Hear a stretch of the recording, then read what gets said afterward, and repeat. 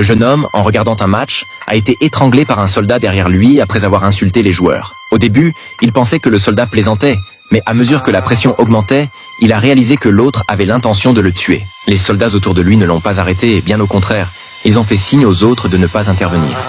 Ce n'est que lorsque le jeune homme était sur le point de perdre connaissance qu'on lui a demandé de relâcher l'emprise. Cependant, le soldat n'a pas cessé, et après avoir lâché prise, il a continué à insulter la famille du jeune homme.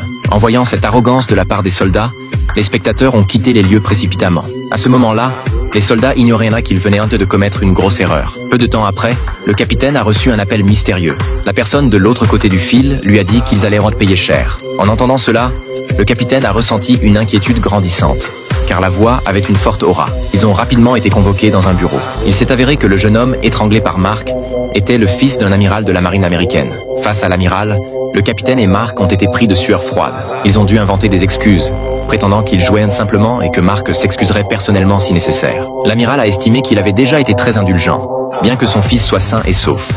Il l'avait élevé avec soin, et aujourd'hui, il avait failli être tué par leur faute. L'amiral n'avait pas l'intention de laisser passer cela, et il leur a clairement annoncé que Mark et le capitaine seraient exclus de l'armée. Entendant cela, le capitaine a immédiatement protesté, demandant pourquoi il devait être expulsé pour les fautes de Mark.